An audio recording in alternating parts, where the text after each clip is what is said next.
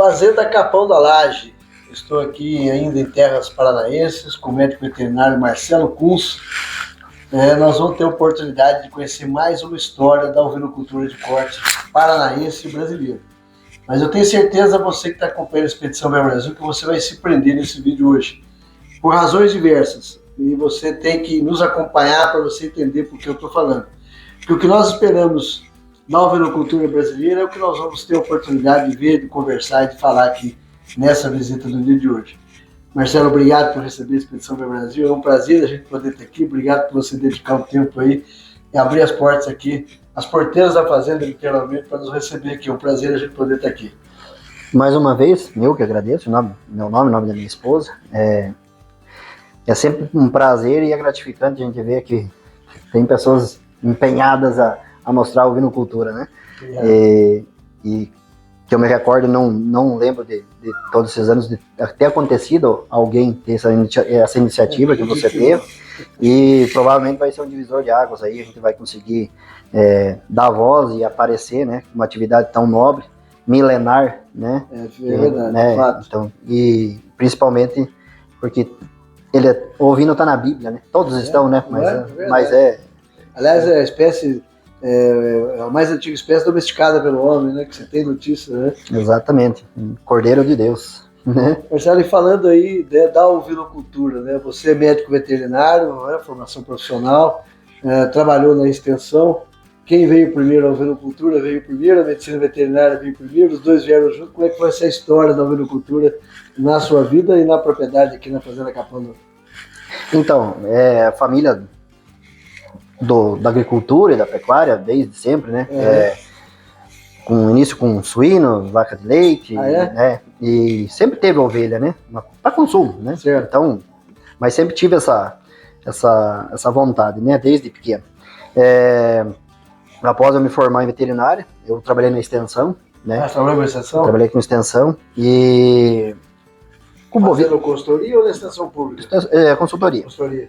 E daí, trabalhando com bovinos, caprinos, ovinos, né? Até participei de um projeto que teve de caprinos no sudoeste do Paraná, né? Nós vamos ter a oportunidade, inclusive, de visitar vários produtores lá com caprino de corte. Isso, foi em Francisco Beltrão na época até. Isso.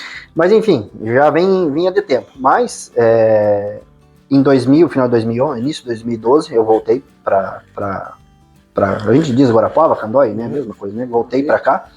E dentro disso daí surgiu a oportunidade e meu pai queria dar uma parada com as lavouras e tal, então, para resumir, eu assumi, né? Peguei as lavouras, eu arrendo as áreas dele, na propriedade dele, eu arrendo as áreas dele, e já com o objetivo de ter uma segunda atividade, né? Como pecuária de corte não encaixaria pelo volume de área, que eu teria que despender muito, que hoje as áreas que as ovelhas estão, as áreas de verão de Tifto eram áreas de lavoura, então veio a questão, gosto da atividade, tenho um pouco de prática dentro da atividade e o principal, né, que nós temos a cooperativa, né? Então, como a gente comentou hoje mais cedo, a ovinocultura hoje, na minha opinião, ela tem que ser feita rodeada de uma cooperativa, né? Tem que estar dentro de uma cooperativa. É uma atividade com pontos específicos que dependem da cooperativa, né? Muitos discordam, mas não é como o gado de corte, o gado de leite, todas as atividades, né? E então, baseado nisso, eu comecei a lidar aqui e parei com a extensão, com as consultorias, né? E aí, dedicando tempo exclusivo aqui na propriedade. Exatamente. Daí, já morando aqui, né? Eu moro aqui, a minha esposa, a gente mora aqui, né? E começou, né? Passos curtos, porque daí eu tinha que implantar as pastagens, né? E até você fazer a conta de áreas, as nossas áreas da nossa região são um valor agregado muito alto, né? Então, o custo de oportunidade da terra aqui com as culturas, né? Que vieram para cá, as lavouras, né? Exatamente. Então, eu formei uma área que já tinha um pouco de uma pastagem ali, eu tirei, dava 1 hectare e pouco, tirei e formei de Tifton, né? E coloquei algumas ovelhas. E eu ainda não entregava os cordeiros para a cooperativa. E nesse 1 hectare e pouco, no final do ano eu fiz uma conta. O que eu tive de desfrute do cordeiro comparado com o que eu faço também, que é agricultura, soja e milho. E daí a conta até hoje né? Se você for eficiente, né, a gente sempre comenta com o Siboney, está aqui presente, o pessoal da cooperativa, você sendo eficiente dentro da ovinocultura hoje, o soja e o milho você não tem um desfrute por hectare como você tem com a ovinocultura. É mais rentável que a soja e milho? Com certeza. E você é um cara detalhista, inclusive nos números, né? Você acompanha para e passo com o número na ponta do lápis. Não, exatamente, até porque a gente paga a renda dessas áreas. Sim, que eram lavoura, hoje são Tifton, né? Uhum. Então a gente procura direcionar para o acerto, né? Para ser eficiente. O problema é isso, dentro da ovinocultura hoje é você chegar num volume né? Mas enfim, partiu daí. Então decidi fazer. Esse módulo experimental já te despertou e dizendo, isso aqui realmente é negócio. Exatamente. É uma atividade econômica rentável. Né? Daí na época aí conversando com o pessoal da cooperativa, né? Não, é assim, assado, vamos fazer. E daí começa a questão, porque você tem que. O planejamento, na minha opinião, e como eu sempre orientei, e eu acho que é fazer a comida para depois ter o rebanho. Então, antes de ser pecuarista, ser agricultor. Exatamente. Então, daí acertei com meu pai, eu vou formar essas áreas de pastagem. Então eu formei, hoje a gente tem aí em torno de 20 hectares de Tifton. Uhum. Então a decisão é uma decisão para você comparar com a lavoura, formar uma pastagem, né? Ainda mais de muda, né? Mas enfim, coloquei um planejamento que eu teria um retorno dentro de 5 a 7 anos. Você fez uma visão de médio prazo. Exatamente. Né? Porque se eu fosse vir implantando a pastagem picadinha, ia ficar ruim. Eu falei, bom, então é tudo ou nada. Tenho os pés no chão, vou fazer, né? Claro. Então, mas é um planejamento que muita gente hoje, dentro da ovinocultura, como outras atividades, mas a ovinocultura em especial, a pessoa que inicia é muito imediatista. Então você tem que fazer um plano. O meu plano, e o Siboney tá aqui, o Robson, sabem? O meu plano era de me estabilizar com o retorno com 5 a 7 anos, considerando 2 anos de percalços, né? Pensando aí dentro dessa sua estratégia, qual que é o tamanho do rebanho que você dimensionou dentro do seu projeto? Qual que era a ideia? Quantas matrizes? 500 matrizes. 500 matrizes. Isso. Até porque, como eu pago a renda, tem a minha mão de obra aqui, mas eu tenho os rapazes que trabalham comigo na lavoura que também participam, né? Então, é um conjunto. Eu não tenho nada específico só para ovelha, só para lavoura, né? Não é engessado. Não é engessado. Então, porque se falava muito tempo atrás de 300 matrizes para viabilizar um negócio ouvido, né? Mas isso é muito subjetivo. Cada propriedade é uma realidade. Eu coloquei 500 porque era o meu espaço e eu fiz a conta. Você dentro da sua... Se eu tiver uma taxa de natalidade X, desmame X, peso X, é mais ou menos o que eu preciso. Para quê? Para eu pagar meus investimentos e ter um retorno que me continuar se convencendo a não estar plantando soja ou milho. Né? Só que dentro desse tempo nós tivemos tem que ter esse período, você tem que estar preparado com esse tempo. Você tem que ter fôlego para que ele, a partir desse momento ele comece a te dar esse retorno que você está esperando. Exatamente, até porque a ovinocultura tem várias particularidades, né, e que nós conversamos muito hoje, que é um passo para frente e 5 para trás. É o tempo todo. Né? É o tempo todo. E aí, até aproveitando esse gancho aqui, né, que gargalos e desafios você, nesse intervalo em que pese você ser médico veterinário, ser pecuarista, já está na área, já está na atividade, mas nem sempre aquilo que a academia nos dá de ensino teórico, na prática, a coisa que você vai colocar, nem sempre é aquilo que a gente tem de conhecimento. Quais foram os gargalos e os desafios que você teve e tem hoje na ovinocultura? Primeiro, assim, no conjunto, implantação de uma pastagem bem implantada, né? Então, na época eu decidi pelo Tifton, então a gente teve várias dificuldades, porque era um volume grande, não tinha mudas e mão de obra, que resumindo que até eu fiz, na época, comecei plantando na mão, falei, não vai dar certo. Fiz uma plantadeira você bolou? Fiz uma plantadeira e a gente produziu as mudas em casa um ano e ao total, na época, foi 500, 600 mil mudas, a gente produziu a metade em casa, né? Foi fazendo de um ano para o outro e... Então, na formação da pastagem, foi isso porque a gente não tinha, como hoje tem canteiro de mudas e tal, né? Você encontra, né, para comprar. Isso aí. E você já de início despender e ter a cabeça, a mentalidade que você tem que sair adubando. Você tem que ter uma área corrigida. Senão, né? Pasto é lavoura. Né? Pasto é lavoura. Aí você fica, putz, mas vou colocar pasto ali já gastando com adubo, né? Gastando, a gente pensa gastando, mas investindo, né? Uhum. Beleza. Formado, começamos a cair cerca. Cerca é um mal necessário, porém caríssimo hoje, né? As cercas definitivas, né? Muito. Então, alto, né? Veio dentro do planejamento, foi uma questão limitante até uma altura, sabe? Fiz só o entorno, depois vim dividindo aos poucos, né? Um passo de cada vez. Um passo de cada vez. Como todos, mas vou considerar que foi, entre aspas, gargalo, né? E essa área de Tifton toda, ela está em cerca fixa? Fixa. São 15 piquetes divididos em 1 hectare e pouco cada um, né? Okay. Dimensionados para que seja fácil o manejo, que venha direto para a mangueira, né? Então, esse planejamento também é muito importante lá atrás, e o principal é o que a gente vinha desenhando para que tivesse sombra. Inclusive nós vamos ter oportunidade daqui a pouco de ir lá no campo para conhecer.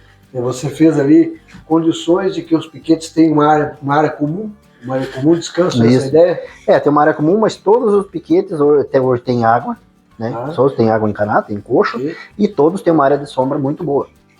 Né? Então, tanto serve para o verão como na época do inverno, se as aparições acontecem ainda aqui, proteção do frio e tudo, né? Então, esses pequenos pontos a gente desenha, escreve, faz, pensa, e ainda no final das contas você acaba esquecendo alguma coisa. Então, o planejamento, desde o tempo até a maneira que vai ser feito, você conhecer a área, fundamental, senão você, né? Isso, muita gente às vezes planeja uma coisa de um jeito, acaba não conhecendo a realidade própria, e lá na frente dá problema. Vamos dizer na parte estrutural do negócio, né? Uma coisa que eu pensei desde o início, já até por questão de investimento e tudo, o rebanho 100% a pasto, eu não tenho... O sistema extensivo. Aliás, né? Nós vamos ter a oportunidade de conhecer um centro de manejo que é exclusivo para manejo, né? Sim, para fazer o que precisa fazer, mas o tempo todo em campo. Não tem nenhuma área coberta para manter os animais. Não tem coxo para nada, a gente só tem coxo no clipe mesmo, e o resto que no meu ponto de vista tem várias realidades, né? Várias realidades. Mas hoje eu vejo que muita gente despende e lança mão de investimento de fazer um aprisco e gasta o volume que poderia estar investindo na pastagem, né? Mas são, né, pontos a se pensar. E o principal gargalo que eu vejo até hoje, e a gente discute muito com o Siboney, e arrumamos bastante briga também, é que o problema é a seleção ovina, que nunca se fez. Uma seleção, a seleção verdadeira, né? Falando aí, focado na produção de carne, né? Quer dizer, que é o objetivo, né? Exatamente. Uma ovelha que te produza cordeiro, que de desmame seja eficiente num sistema, claro, desde que você dê condições, né? Porque hoje, se você pegar, nós vemos aí uma seleção bem acirrada, né? A gente tá descartando muito em cima, mas na época, e hoje isso acontece ainda mesmo, mas o problema é você comprar, vou dar um exemplo, hoje você comprar 100 animais e ficar com 20. É um aproveitamento muito baixo dentro de uma realidade que poderia ser totalmente diferente. Exatamente. Marcelo, quando nós estamos falando de seleção, nós estamos falando de habilidade materna, nós estamos falando de prolificidade, nós estamos falando de partos múltiplos e condição do cordeiro nascer pesado, desmamar um cordeiro pesado. Nós estamos falando de resistência à verminose, animais resistentes à fonte rútica. Existem diversos indicadores que a seleção é fundamental, né? Nesse ponto que você quer dizer. Exatamente, nesse ponto, né? E animais que sejam produtivos para você ter menos dependência de coxo. Né? Eu precisava de um rebanho que me trouxesse alguma coisa dentro das minhas condições. Eu me dispus, eu vou fazer, e até hoje, as áreas adubadas anualmente, né? O ano passado a gente faz as análises de solo todo ano, ano passado fiz a análise de solo por precisão, né? Então eu precisava de um rebanho que eu dê todas as condições e ele me responda. E é aí que mora o problema. Nós não temos seleção por muitos anos e ainda a gente está patinando e insistindo em coisas que não vai levar a nada. E o fato, na realidade, é o seguinte, o que a gente muitas vezes, né, tem comentado, e eu tenho também nessa jornada da Expedição Meu Brasil, tenho tido a oportunidade de debater isso. Óbvio que cada um, eu falo que religião, futebol e raça, cada um tem a sua e a gente respeita. Sim, agora, sim. Dentro da atividade da ovinocultura de corte, mais do que raça, é preciso ter uma ovelha que tenha útero e úbero, né? Ela tem que gestar um cordeiro, desmamar um cordeiro e produzir carne. A raça é aquela que melhor se adapta à sua realidade, à sua condição, ao seu manejo, ao seu clima e tal. E nós podemos ter diversas delas, mas o fato é que todas elas precisavam de ter esse trabalho de seleção focado em produção a campo, né? A raça, eu acho que hoje em dia o problema ainda se reduz a discutir raça. Exatamente. Às vezes não. Às vezes a propriedade, o que funciona aqui em casa não funciona no meu vizinho da frente. Sem dúvida. Muda 100%. Então a gente está muito engessado em raça, porque essa faz isso, aquela faz a outra. E que na verdade, no meu ponto de vista, todas uma complementa a outra e depende do manejo, né? Lógico. Mas o problema é que a gente não tem.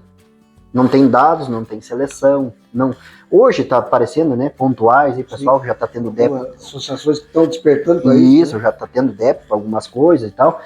Mas se você sair hoje, assim como vamos comparar com o gado de corte, se você sair hoje para comprar 1.000 fêmeas, você escolhe, você vai chegar ganhando. Porque você vai na casa de quem é selecionador, que é caprichoso, o cara ensina, o cara já tem usando touro com DEP há muito tempo, você sai com o rebanho pronto. Com base em informação zootécnica, né? Exatamente. Vai ter problemas? Claro que vai ter bicho que não vai. Mas você vai aproveitar, né? Quase que a totalidade. Mas se você pegar hoje e sair e tiver, eu quero comprar 1.000 borregras. E dizer assim, eu quero comprar 1.000 borregras e chegar bem. Mas chegar bem, eu digo assim, animais produtivos, habilidade materna, que tenha dados. Você não consegue. Já começa pela descoordenação zootécnica, boa parte do produtor negligencia até a anotação. Não tem nada. Não tem nada e outra. Assim, a grande maioria não é um pecado, mas é o que acontece. E daí a gente volta em quem está produzindo a genética, entre aspas. Né? Isso aí tá faltando informação. Tá faltando a seleção verdadeira. Sabe que eu tenho comentado muito o seguinte, as exposições, é óbvio que elas têm a sua função, né, de fomento, de difusão, de divulgação, etc. A avaliação fenotípica, né, você olhar o animal em função das características raciais, também tem a sua função. Agora, dizer que o animal que está na exposição, que por razão qualquer, foi campeão de pista naquele momento, ele não quer dizer absolutamente nada do ponto de vista zootécnico e de ganho lá na propriedade para ser um animal melhorador, né? Eu acho que a gente não pode, eu vejo assim, a gente não pode tirar muito a avaliação fenotípica, o que as exposições fazem hoje, com os números. Teria que andar junto. Claro, né? Não é só, ela não é excludente, ela é importante, ela sozinha não quer dizer nada. Exato, senão daqui a pouco a gente tá tendo um monte de número e tá tendo bicho de tudo quanto é tipo, né? Claro. Torto, isso, aquilo. O problema que eu vejo é que essa questão de seleção não é feita de uma maneira rigorosa, porque se ela realmente for feita como tem que ser, o cara o cara não tem coragem. E nós comentamos hoje à tarde aqui, nós aqui dentro de 2 anos e pouco, nós matamos 300 ovelhas. Dentro do seu critério de seleção. A minha esposa um dia falou, mas nós vamos ficar sem nada. Então, para você ver o impacto que tem isso, e realmente impacta, mas é assim, o que nós andamos, isso custa, né? E o que nós andamos e vimos hoje, e foi discutido, e quem vai discordar de mim, é melhor ter um cordeiro do que não ter nenhum, enfim. Mas a partir do momento que você lança a mão de investir em pastagem, de verão, de inverno, você coloca tudo que precisa, você dá a condição, e o bicho não tem, só tá fazendo número, e ela pode até ter emprenhado, mas tinha ovelha aqui que tava comendo de verão a verão, comendo bem, e vai desmamar um cordeiro que não trata um gato. Né? Um modo de dizer, né? Que meu avô sempre dizia, não dá leite para tratar um gato. Né? Então, aí ele resolveu, não, vamos eficiência, peso de desmame, problema de casco, verminose também, as reincidentes foi... Então... Você foi criando os seus critérios de seleção, buscando nessas suas exatamente no seu manejo. E o principal, para me dar menos trabalho. E menos trabalho para quem trabalha comigo. Senão você tem que estar em função toda hora disso. É ovelha que não aceita cordeiro, é guacho daqui, é problema dali. Então, essa falta de seleção que deveria acontecer no pessoal que produz genética, é isso que não aconteceu e não sei se vai acontecer, porque a régua teria que ser mais alta. Mas nós vamos ter que chegar nesse ponto, se nós quisermos... E aí vem um detalhe que eu acho que é importante, eu queria até aproveitar essa discussão que, na minha opinião, é valiosíssima e riquíssima aqui. Nós temos que ter uma régua alta, porque a genética, não adianta só ter produtor de genética como está sendo feito hoje, porque quem compra genética é o produtor comercial. E o produtor comercial, né, para ele poder estar na atividade, ganhando dinheiro, tendo resultado, ele precisa de ter essa régua mais alta para exatamente ter um rebanho que responda e que dê resultado econômico.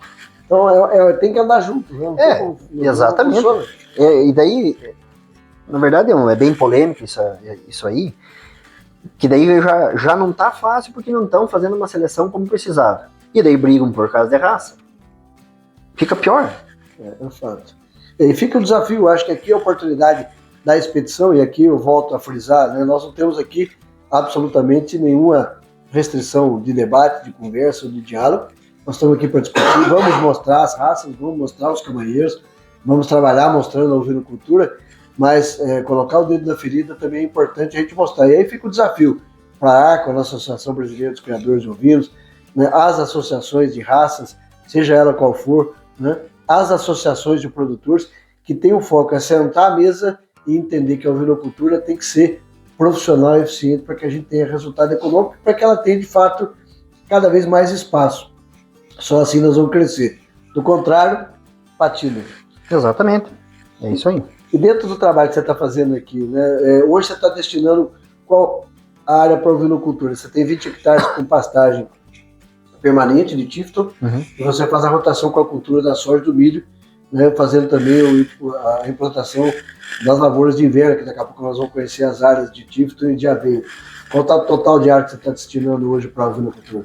Então, tem essas áreas de Tifton hoje, que eu não utilizo na totalidade, né? Tanto é que o manejo que a gente tem eu tenho um pouco de gado, né? Então a gente entra nos piquetes com as ovelhas comendo a ponteira e o gado vem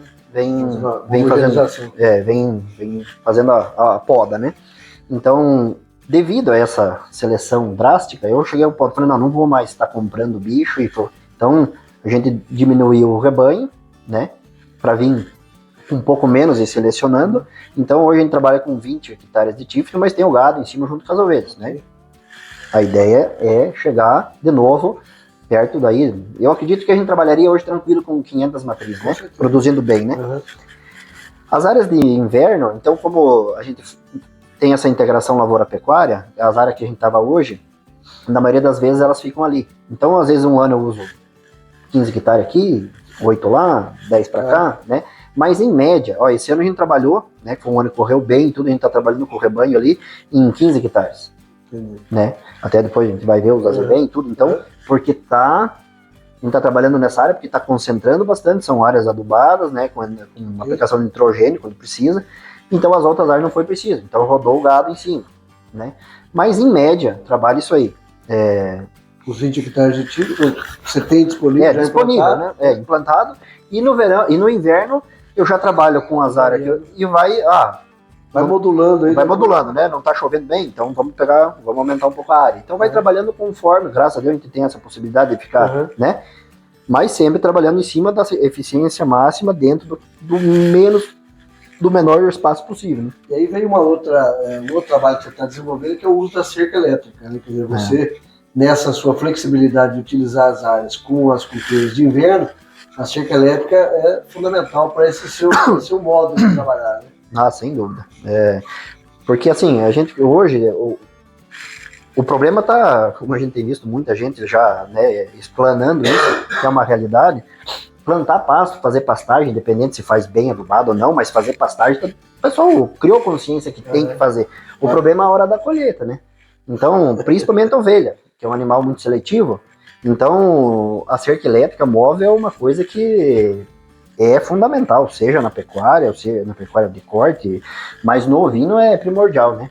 Para você poder pressionar, porque é uma série de coisas. Você tem uma área de relevo que tem a baixada e tem a parte mais alta, muitas vezes você coloca ali, pode estar sobrando comida, mas elas estão rapando em cima, deixando mais para baixo.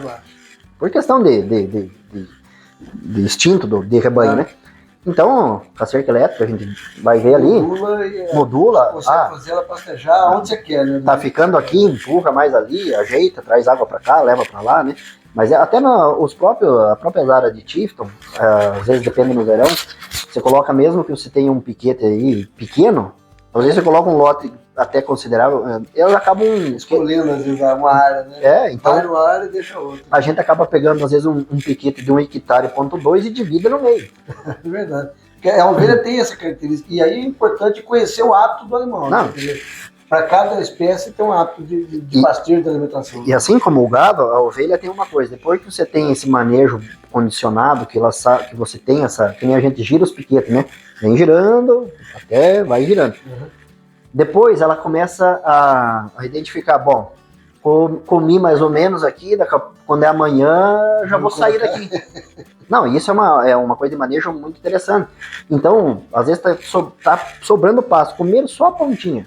Se você, ou você deixa lá fazer comer valendo, ou você subdivide de novo aquela área para pressionar, porque senão elas deixam de comer para ficar esperando, porque sabe que amanhã ela vai para outro lado. Né? Então, a cerca elétrica é uma ferramenta fundamental. Não, toda, sem dúvida. Tendo a oportunidade de falar aqui desse trabalho, melhor do que falar, eu quero convidar você que está aí nos acompanhando a conhecer aqui os detalhes aqui da propriedade do médico veterinário Marcelo Kunz. Vamos ver pastagem, aqui com culturas permanentes, no caso do Tifton. Vamos também ter a oportunidade de ver aqui as pastagens de inverno, conhecer aqui também o centro de manejo e os detalhes do dia a dia. Vem com a gente para conhecer esse trabalho sendo desenvolvido aqui no Paraná.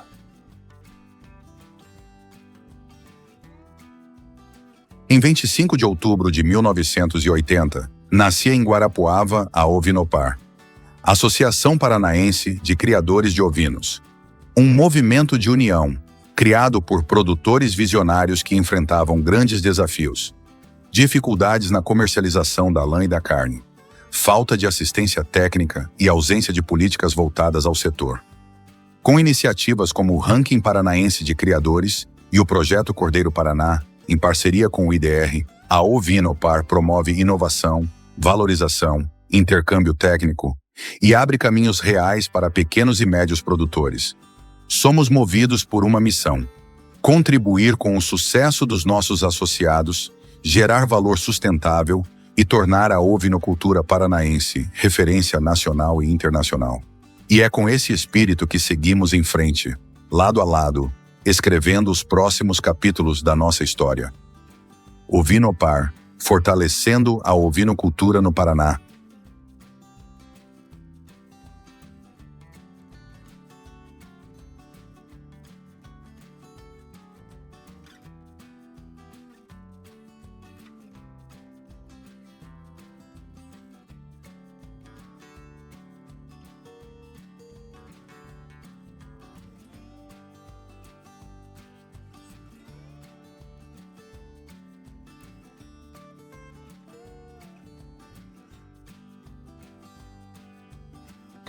Marcelo, seu sistema de produção aqui tem sido um sistema extensivo. Ovelha 100% a pasto o tempo todo?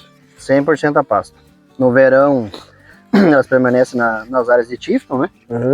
E assim que está implantada as pastagens, as pastagens de inverno, né? Que já está dando condições de pastejo, aí a gente traz elas para cá, né? Que você viu que é uma distância considerável, né?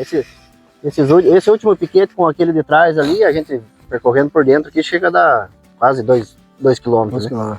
Então, período de verão, né, estação de monta e encarneiramento, né, período de setembro a mais ou menos abril, elas ficam nas áreas de Tifton. Final de abril, início de maio, elas já descem para as passagens de inverno. Aí ficam maio, junho, julho, agosto, até meados de setembro, quando a gente começa a livrar as áreas daí que vai plantio de soja e milho, né. Você tem feito essa rotação de soja e milho com as culturas de inverno, normalmente você está usando a Zevem? A Zevem. E as áreas de permanentes, o Tifton fica nas áreas permanentes? Tifton 85. Uhum. E como é que tem sido aí o resultado do trabalho, fazendo esse trabalho 100% a pasto, os desafios que você tem enfrentado aí, na sua opinião? Lidar com o pasto, eu acho que é um desafio muito grande, né? Seja ele nas áreas perenes, como nas anuais, né? Uhum. É você trabalhar e acertar o ponto de entrada, o ponto de saída, depender se chove, se não chove, né? A gente trabalha tanto nas áreas de Tifton como nas áreas de inverno aqui, que é a Zevem. As áreas são adubadas, né? O Tifton recebe a análise de solo todo ano, né? Adubação, calagem, gesso, calcário. E assim também nas áreas de inverno. A gente trata o azevém como uma lavoura. Vem adubado. É importante isso, né? Tratar a pastagem como lavoura. Né? Quer dizer, não adianta você querer ter pastagem se você não buscar efetivamente dar condições de produção. Né? Exatamente. Não funciona. Né? Essas áreas de inverno mesmo aqui, então é semeado o azevém, já adubado, né? E elas estão com 2 aplicações de ureia, em torno de 80 quilos de ureia por hectare, né? E a gente percebe, vindo agora, né, você trazendo a gente aqui para ver essas áreas onde a ovelha está, as áreas muito bem formadas e com uma condição, né, uma grande quantidade e qualidade volumosa disponível para os animais. Né? Sim, sim. Isso graças a Deus, é um inverno que está chovendo dentro do normal, né? Nem muito pouco, nem demasiado, que teve invernos muito chuvosos aí, que também a pastagem não desenvolve, né? Muitos dias sem luminosidade. E adubação, né? Então, sem isso não tem como a gente... Não tem como produzir, né? Como produzir, né? Até consegue, mas aí você vai ter um atraso, você não vai ter uma eficiência, né? E aí, falando desse seu sistema extensivo, também falando na produção de cordeiro, do nascimento até o desmame, também os cordeiros ficam 100% a campo? 100% a campo. Aqui as ovelhas começam a parir. Esse ano eu mudei o manejo justamente por causa de predador, né? Apesar de a gente ter os cães, que a gente vai ver depois, nós temos muito pequenos predadores. Graxaim aqui, irara. Né? Irara pega essas áreas de mato aqui, tem água, o ano passado pegou muito cordeiro. É mesmo? Aí os cordeiros entram no mato, tomam água por ali e eu acabo logrando os cães, principalmente em dias de chuva. Que aí ele perde um pouco da percepção. Perde da percepção, exatamente. Então as ovelhas, até o ano passado, sempre pariram aqui. Parem aqui, descem mojadas, parem aqui e os cordeiros vai sendo desmamados e vai direto pro frigorífico e só voltam lá por setembro para casa, para cima, né? A gente leva uma vez por semana para manejo, mas permanecem direto. Tá. E a parte de terminação de cordeiro, você tem conseguido fazer a terminação a pasto também ou você chega a ter alguma parte de confinamento do cordeiro? Tudo a pasto. Tudo a pasto, tudo a pasto. 100% a pasto. 100%. Fica alguma coisa para trás, que né, acaba ficando, ou um guacho, ou uma ovelha que acabou não produzindo bem, né, leite no caso. Então fica, alguma coisinha que fica, eles ficam daí semi-confinados lá onde eu tenho o CRIP, lá em cima, na sede, né? Então fica no Tifton, que daí já vai estar ali por setembro. Alguma coisinha fica no Tifton e na ração, mas semi-confinada, não tem estrutura para confinar, né? Isso. Entendendo aqui desse manejo, ovinocultura a pasto, pastagem eficiente, com qualidade e tratando pastagem como cultura. Oportunidade que nós vamos ter de ver mais detalhes desse projeto aqui no município de Goiaxim, com o criador Marcelo, buscando ovinocultura de corte 100% a pasto. Manejo reprodutivo, né? Você tem trabalhado aqui um sistema 100% extensivo, né? E o objetivo, produção de carne. Como é que você tem conduzido a reprodução aqui do rebanho? Então, a gente tinha parado de protocolar, né? Não estava mais protocolando, né?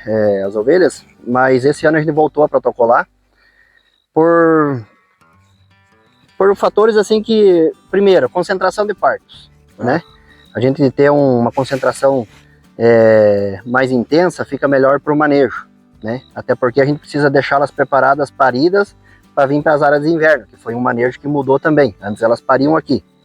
Então, como está longe e a gente tem essa logística de ser muito longe para quando vai manejar, aí a gente já estava com cordeiros aí, vamos dizer, com 30 dias e tinha cordeiro nascendo. Então, para você separar vários lotes, fica inviável. Para manejar todo mundo, toda essa distância, leva um dia para chegar em casa, né? Então, o objetivo foi esse, né? A questão de manejo. Nós reduzimos a estação de monta para 2 ciclos só. 34, 35 dias, né? Estamos com um ciclo curto. Quem emprenhou, quem não emprenhou, descarta, né? Sai fora. Aí você tem feito um trabalho de pressão de seleção também. Pressão de seleção. A gente já vinha há tempo, já por outros fatores também, né? Produtividade, problema de casco e entre outros. Vinha acirrando muito a seleção. E em cima desse fator também, a gente protocolando, a gente consegue ficar, eu acho que dá mais uma pressão ainda, né? Porque quem não teve hábito dentro de um protocolo, daí para frente não é que não vai ser. Apesar de nós estar saindo um pouco da época estacional da nossa região de ovelhas lanadas, né? Que a gente veio de fevereiro, veio reduzindo na época de fevereiro, mudamos para janeiro, de janeiro a gente mudou para dezembro, final de dezembro, e a ideia é esse ano tentar encarneirar já início de dezembro. E aí, falando dessa estratégia, né, aproveitando essa sua fala, tem várias razões para você estar fazendo esse trabalho. Você falou a indução de cio para concentrar a aparição em uma delas.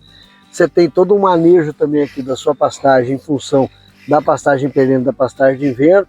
Mas você também comentava com a gente que dependendo da época que as ovelhas são encarneiradas, dependendo do pasto que ela está, você começa a ter problema de aparição por conta do tamanho do cordeiro que está parindo. Exatamente. A gente vem trabalhando há tempo já na seleção e mesmo os carneiros aqui de casa, né, que eu seguro carneiros meus aqui, né, e compro carneiro de fora, sempre com dados, a gente procura, no Ilha, a gente compra do César Peixe, que vem fazendo um trabalho já com um DEP de cordeiro ao nascimento, de peso ao nascimento, né. Mesmo assim, o que acontece? A gente vem numa condição, na maioria das vezes, muito boa das Tifton. As ovelhas, na época, não tinham parido ainda, e eu já precisava trazer para as áreas de inverno.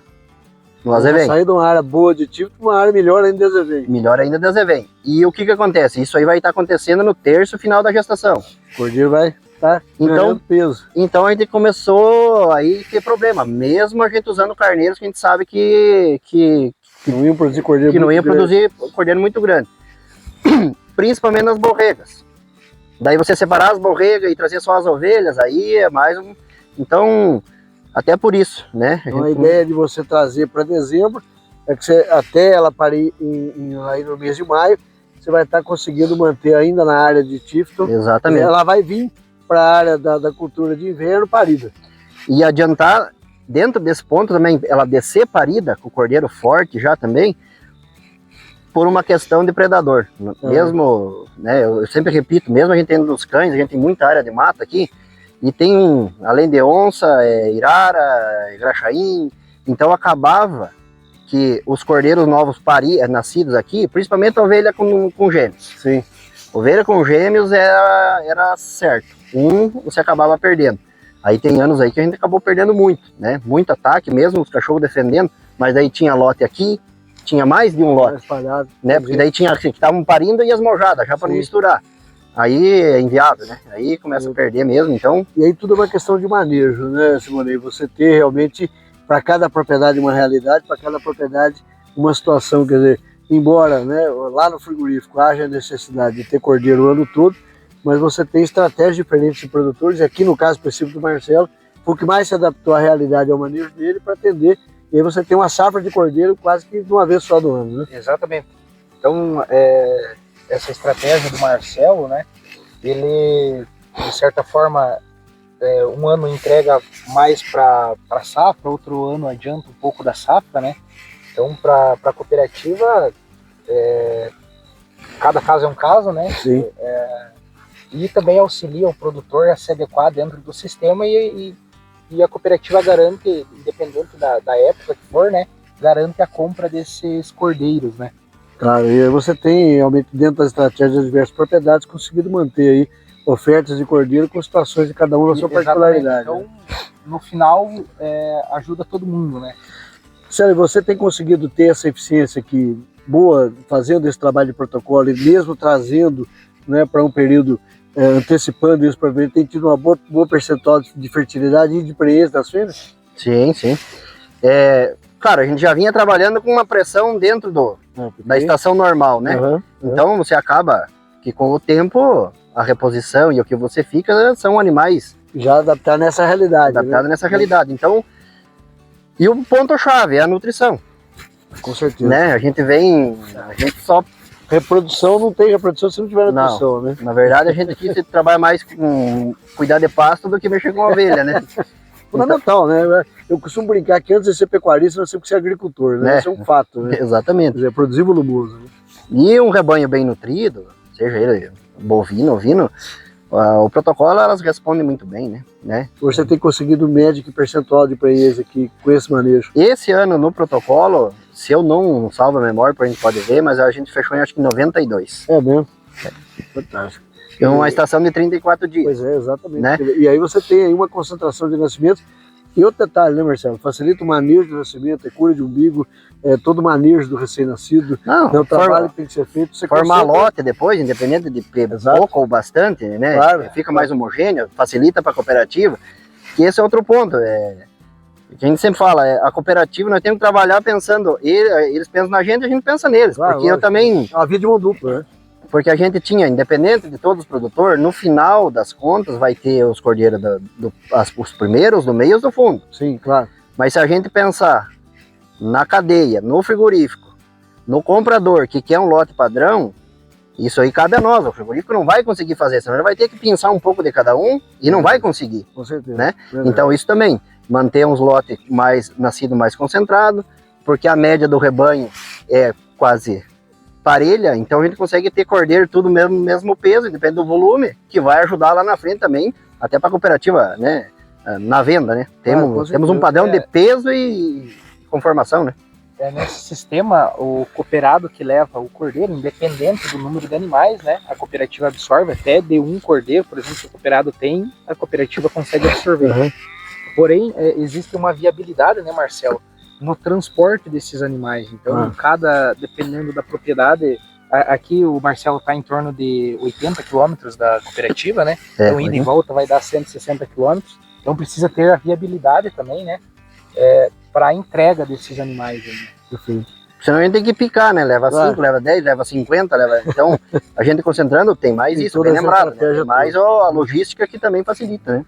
Buscando a realidade de cada propriedade, em especial aqui na propriedade do Marcelo, essa estratégia 100% a pasto, trabalhar a eficiência da produção de volumosa, trabalhando a reprodução dentro do sistema de manejo reprodutivo, concentrando a estação de monta, fazendo protocolo para indução de cio, concentrando nascimentos, produzindo cordeiro de qualidade, é que nós estamos tendo a oportunidade de ver nessa visita hoje aqui. Marcelo, uma particularidade extremamente interessante que eu estou tendo a oportunidade de ver, pelo menos dessa jornada que a gente tem feito, é a primeira vez esse tipo de manejo. Você tem utilizado aqui o cachorro pastor maremano, né? E Pirineu. Né? Nós estamos vendo aqui, inclusive, os dois. E aqui nós estamos na área de pastagem, onde as ovelhas estão aqui com os cordeiros ao pé, e os maremanos ficam o tempo todo aqui. Mas tem uma estratégia nova, que você trouxe aqui uma estrutura, né, para proteger e para permanecer os animais aqui nessa área. Fala um pouco para a gente dessa sua ideia. Então, como o rebanho é 100% a pasto e essas áreas aqui, em particular, se ficam muito longe de casa, ficava ruim a gente trazer e tratar os cães, porque daí tinha que trazer a comida sempre, né? Então, há uns 4 anos atrás, uns 4, 5 anos atrás, eu fiz essa estrutura metálica, que serve como abrigo para eles, e é onde tem os coxos com a comida. A ração fica ali, num balde com a ração. Então, a gente vem no período cedo da manhã, revisa, dá uma olhada no rebanho, está tudo em ordem, revisa, e já alimenta eles ali, né? E no período da tarde, volta, dá uma olhada no rebanho, e já alimenta eles 2 vezes por dia. Um pouco de manhã, um pouco de tarde, né? Para não alimentar uma vez só. Aí, essa casinha a gente fez, como ela é uma casinha, é móvel, a gente...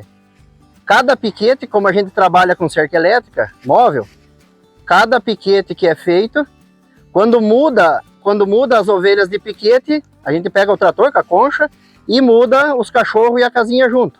Então, aonde o rebanho vai, os cães e a casinha deles e a ração vai junto. Então, eles estão sempre nos piquetes onde o rebanho está, né?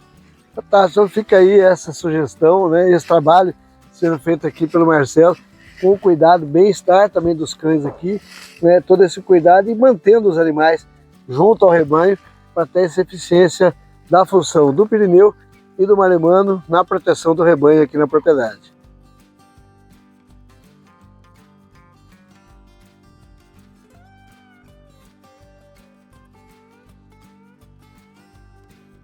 Marcelo, o sistema extensivo, uma dos trabalhos que você tem desenvolvido também nesse manejo de piquetes, a utilização da cerca elétrica. Uhum. Como é que tem sido a eficiência de uso, né? E qual a sua experiência com a cerca elétrica e o rebanho? Fazem já... A gente sempre usou cerca elétrica, mas aquela coisa de fazer mais ou menos e não funcionava, né? Tem esse mito, né, que a cerca elétrica não funciona para ovelha. Exato. Partindo daí, a mudança de conceito, de realmente ter um aparelho que te entrega joules liberados ao invés de quilômetros de cerca, né? Uhum. E o principal que é o aterramento, né? Hoje eu tenho um aparelho que tinha um aparelho de 12 joules, hoje eu estou com de 8, mas eu tenho 15 hastes de aterramento. no aparelho. São 15 hastes. Falando exatamente desse ponto, né? Qual que é a vantagem, né, ou a eficiência de você fazer o aterramento e por que dessa potência do equipamento para eficiência com a ovelha? Porque assim, ó, uma por questão de área de contato da ovelha que é menor do gado, a gente sabe que precisa aí de uma potência mínima para que você consiga segurar uma ovelha, né? Essa questão do aterramento e o aparelho mais forte também é porque lá de casa, da sede, vem a linha mestre, que faz todo o entorno das áreas aqui, vai até no final ali, ela dá 2.800, dá quase 3 km de linha mestre. É mesmo? Que é onde eu ligo os fios eletroplásticos com as varetas. Então eu venho dividindo, eu só chego, monto a cerca elétrica, monto com as varetas e o fio eletroplástico e só ligo na linha mestre. Então, para eu trazer toda essa área que vem perimetrando os matos, passa por dentro do mato, até chegar aqui no final com um choque que eu tenha resultado para a ovelha, a gente precisa de um aparelho com potência, de joules liberado, e um aterramento muito bem feito, que é o coração da cerca elétrica, né? Esse aterramento você faz a cada qual espaçamento, como é que você tem feito? Esse lá, o meu é um aterramento só. Um só. Ele não vem negativo positivo. Tá. Ele é feito um só, num quadro são 15 hastes de 3 metros de profundidade, Okay. de 3 em 3 metros interligada pelo cabo, né? Então ele vem todo positivo.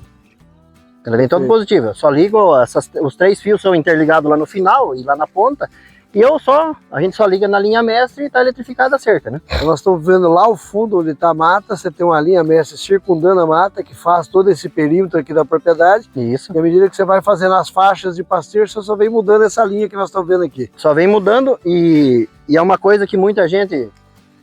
É daí a questão do custo-benefício. As varetas plásticas e o fio eletroplástico, Okay. né? Porque você fazer tudo no isoladorzinho, com arame, então vai de cada... Eu, no final das contas, como é eu que trabalho junto com a minha esposa, e eu sei o quanto é sofrido pros rapazes que trabalham comigo, e hoje o que vale é tempo e não o dinheiro, então eu venho aqui no instante, 3 carretel, a gente solta o carretel, as varetas plásticas aqui.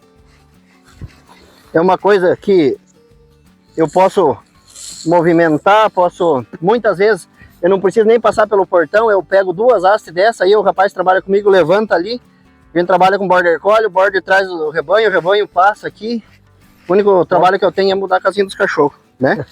Então aqui, se a gente tivesse aqui e quisesse passar para lá, se nós temos uma cerca de arame, com isolador, a gente teria, né? Aqui não, aqui a gente deita aqui, deita outra, passa com o carro e já feito o serviço. Na mudança de passo com os animais da mesma forma, né? Da mesma forma, vai lá, solta o carretel, recolhe, muda para lá, muda para cá, faz da maneira que for, né? Dá para você pensar hoje em trabalhar no seu sistema sem cerca elétrica? Ah, inviável. Até porque aí tudo é um conjunto, né? Eu trabalho com as pastagens adubadas, um manejo, tentando fazer um manejo bem feito. Não tem como a gente fazer um manejo de pastagem bem feito se a gente não colocar os animais comer onde a gente quer, né? Ainda mais a ovelha, que é muito seletiva. E aí é aquele trabalho de colher pastagem, né, e saber colher pastagem também, porque não basta ter pasto, tem que saber colher, né, Marcelo? Exatamente, e esse colher a pastagem que hoje, assim como o Ernesto sempre fala, é um dos problemas, porque fazer pastagem a maioria sabe e se dedica, investe, né? O problema é o colher, um fundo perdido, outro fundo rapado, né? Então, isso aqui é uma ferramenta hoje indispensável para você ganhar tempo e dinheiro, na verdade. É buscar a eficiência de pasteiro, trabalhando a pastagem de qualidade, mas saber colher no momento certo, a altura de entrada e a altura de saída e manejar adequadamente. Exatamente, e muita gente diz que não segura, mas ó, a gente tá com cordeiro, os cordeiros novinhos, isso aqui são 3 fios, ó, de 20 em 20 centímetros. Uma cerca boa, depois que a ovelha tomou o choque que ela aprendeu, muitas vezes isso aqui a gente fica muito tempo sem luz aqui, por ser, né, longe. E elas respeitam, é dificilmente dá problema, né? Quer dizer, uma vez aprendeu, tem a escolinha, já foi embora, não vai mais, né? O manejo é essencial, é dentro da nossa realidade, para colher pastagem, que é cerca elétrica, e principalmente nesse sistema móvel. Claro, você tendo já é uma vantagem, né? Mas se você tiver uma que você consiga para facilitar e pressionar onde você precisa, aí é melhor ainda, né? Eficiência de pastagem, cerca elétrica, facilidade de mão de obra, buscando aqui a produção de cordeiros na propriedade. E como a gente falou, que eu falei anteriormente, então tem a linha mestre, né, que traz o choque lá da sede e circunda todas as áreas de lavoura onde a gente ocupa com os animais, né? Então aqui dá para ter um exemplo, é uma da parte delas, né? Então ela vem com um arame galvanizado, né? Que é o mesmo usado para cerca de arame liso. E um fio só, né? Então ele vem como mestre, circunda todas as áreas. Tem alguns pontos que a gente tem uma chave nos cochetes, ela passa subterrânea, né? Tem um cabo subterrâneo encapado. Então tem as chaves para, tipo, esse setor aqui, essa aqui é uma área, eu não estou ocupando, a gente desliga. Vai ocupar essa, não vai ocupar outra. Desliga lá, liga aqui. Sempre, né? Buscando a eficiência da isso, nesse caso. Porque né? numa área que não está sendo ocupada, então a gente está perdendo carga nas outras, né? Então deixa desligado, né, mano? Chave de liga, desliga no próprio fio, né? Que é de contato com alumínio.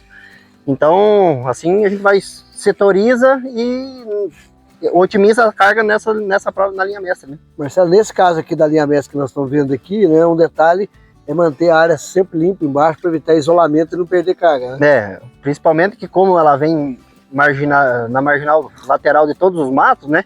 Então, procurar sempre manter o mais limpo possível, porque cada ponto que estiver pegando, a gente vai ter perda de eficiência. A gente tem um medidor de carga, né? Que vem no fio e avalia, né? Todo dia, quando vem ver os animais. E cada 2, 3 dias, um de nós tira o tempo, pega e vem e recorre toda a linha mestre, para ver se não tem, às vezes cai uma árvore, chove, acontece alguma coisa, um galho em cima, né? Então faz uma reparação aí, cada 2, 3 dias a gente corre toda a linha mestra para ver se está tudo em ordem, né? Sempre tá um olho no peixe, outro no gato, né? Exatamente. Acompanhar de perto, mas ver a eficiência. Sempre Como monitorando. você falou, tem tido aí uma boa eficiência e para você, inclusive custo, né, Marcelo? Se fosse pensar em fazer cerca fixa definitiva numa área desse tamanho que você tem aqui, ficaria um custo... Não, ainda mais nos custos de hoje, né? Então é inviável. E é muito prático, né? Porque você pega uma lasca aí, não precisa ser nada demais, uma lasca, um isolador em W, e enfim, né? De um jeito ou do outro, você faz uma coisa simples, funcional, e o principal que é muito eficiente, né? Utilização da cerca elétrica aqui mostrando os detalhes, a importância de ter um equipamento, né, com a boa potência, isolamento e a praticidade para manejar o dia a dia dos piquetes aqui na propriedade. Marcelo, nós estamos em mais uma das áreas aqui da propriedade, né? A gente brincava há pouco aqui que para a gente que está no dia a dia, olhando e acompanhando, né, se botar aqui um azeite, aqui um salzinho, a gente mesmo vai querer comer, porque a qualidade e a beleza que está essa pastagem aqui, né? Fala um pouco desse manejo para a gente. As ovelhas têm pouco tempo que saíram dessa área. Essa área aqui, então, como a gente comentou na conversa anterior, são áreas que foram adubadas, né? A gente sempre aduba, né? Na implantação da pastagem, né? Seja aveia ou azevém. E aqui foram feitas 2 aplicações de nitrogênio já, né? Elas tiveram aqui, se eu não me engano, ela está com 19 dias por aí que elas saíram, né? Até já está na hora, no piquete a gente estava lá. Provavelmente amanhã eu trago elas para cá, eu levo para a sede, para Mangueira, a gente dá uma revisa e já vai mudar de piquete. Já vem o rebanho para cá, os cachorros, a casinha. E naquela área onde estão as ovelhas, eu tenho um pouco de gado aqui, eu já entro com o gado lá. Para dar uma nivelada, dar uma acertada. O gado nivela, porque a gente tem alguma coisa de azevém embaixo que ele acaba ficando desparelho, ele já está fechando o ciclo, até não sei se tem algum pé aqui. Então ele já fica, né, com talo, as ovelhas já não comem. Então eu boto as vacas 2, 3 dias, elas dão uma regularizada alinham, né? Dão uma alinhada e assim vem. É o mesmo manejo que a gente faz na Tifto também. Larga as ovelhas, come a ponteira, o gado vem atrás e vem fazendo a roçada. Né? Marcelo, falando aqui para quem está acompanhando a Expedição Meu Brasil, para cada região desse país, com essa dimensão continental, nós temos condições edafoclimáticas completamente diferentes, né? Nós estamos falando aqui de uma área que tem 14 dias, né, que você tirou as ovelhas aqui. 18 dias, 18 dias, perdão. E como é que você tem feito essa adubação de cobertura em função da umidade, né? Você não tem aqui irrigação, aqui é o tempo normal. Como é que é a questão da pluviometria aqui na região? Graças a Deus esse ano tá bem regrada a chuva para nós aqui. Esses dias teve uns dias que até passou quase 20 dias sem chuva, mas mesmo assim, como a nossa região é uma região mais fria, a gente não perde tanta umidade, né? Nós temos umas manhãs que amanhece com muito sereno, então, no caso, se for o caso às vezes que, não, faz dias que não chove, por a região ser fria, a gente não perde tanta umidade, e temos muito sereno, eu faço a aplicação do nitrogênio no final da tarde, né? Então, no início da noite, na boca da noite. Então, eu faço a aplicação final da tarde e a gente tem tido o resultado. Mesmo não tendo uma chuva forte, a umidade que mantém, e você comentava, aliás, você comentava com a gente há pouco que essa neblina, vamos dizer assim, na parte da manhã, é quase que um chuvisco, né? Ela chega a molhar bem, né? Exatamente. E aí você mantém essa condição e dá para fazer essa adubação de cobertura. Aqui. Não, esse ano tá correndo bem, então a gente tá conseguindo fazer as aplicações dentro do esperado, né? Tira os lotes, tira as ovelhas, já vai fazendo. Mas se porventura, que às vezes acontece que a gente vê que vai estender muito o prazo de aplicação, então a gente faz no final da tarde e acaba tendo bons resultados também, sem problema. Bem, Marcelo, nós tivemos a oportunidade de estar nas áreas, né, das culturas de inverno, né, lá com a aveia Zevém. E agora nós estamos numa outra área aqui. Aliás, diga-se de passagem, já de antemão te parabenizar pelo capricho e pelo trabalho que você vem desenvolvendo aqui de ter as áreas bastante organizadas, todas piqueteadas, a facilidade do trabalho com todos os piquetes aqui, de conduzir os animais, cerca elétrica numa área, nas outras áreas a cerca fixa. A gente vê o seu carinho, o seu capricho aqui com o trabalho. Parabéns aí pelo trabalho. Obrigado. Que gramínea que você tem utilizado nessas áreas de pastejo perene aqui, como é que você tem feito a condução dessa área? Bom, hoje a gente tem aqui 20 hectares de Tifton 85, divididas em 15 piquetes. Em média de 1 hectare, varia bastante, né? Mas em média de 1 hectare, 0,2 por piquete, né? Uns menores, outros um pouco maior. Mas é mais ou menos assim. E estratégicos que tem uma praça, que a gente chama de praça ali, né? Que liga todos eles ali, que dão acesso à mangueira para um corredor daí, né? Através aqui desse espaço, você conduz da área, né, onde você faz o manejo, você distribui para os piquetes de acordo com um corredor central, um corredor único. Isso, exatamente. Você comentava com a gente aqui uma particularidade que você está tendo um problema aqui, sanitário, em função aqui de uma condição específica, talvez, aqui da região. Explica um pouco para a gente esse problema que você está tendo aqui. Bom, uma coisa que a gente tem tido problema, que no caso é a frieira, e como a gente já estava conversando e muitas vezes trocando ideia também com o Siboney, eu acredito que seja hoje, a gente vem fazendo uma pressão de seleção, descarte em cima dos animais que apresentam problemas, mas hoje eu acredito também que está ligado à nossa realidade, ao ambiente. Nós temos aí uma área, nossas áreas aqui, o teor de argila é alto, né? A gente está falando de 70%, 72% de argila, e de certa forma chove bem, né? Nós temos os índices pluviométricos nossos aí são bons, né? Até esse ano passado e o retrasado choveu muito. E aliado ao tipo de gramínea que a gente tem, que é a Tifton, né? Que a gente vê que na construção do solo, que são áreas, como eu comentei antes, são, né, adubadas, corrigidas anualmente, e fazendo um manejo bem feito, a gente tem um volume de matéria orgânica grande, né? Uhum. E são, devido à estrutura da Tifton, é um pasto que se mantém sempre úmido. Então você tem uma conjunção de fatores aqui, né? Pluviometria alta, um solo com bastante argila, né? Algumas áreas aqui até relativamente raso, e no caso a gramínea que você escolheu, que mantém essa condição aqui, né? Que forma aí uma cama, vamos dizer assim, exatamente, que mantém essa umidade. E aí o problema de frieira está sendo severo. A gente hoje está, vamos dizer assim, não é que seja severo, mas é uma coisa que vem incomodando, né? Incomoda, seja 1 ou seja 50, claro, o problema é uma coisa que atrapalha, né? Atrapalha o desempenho do bicho, mão de obra a mais, né?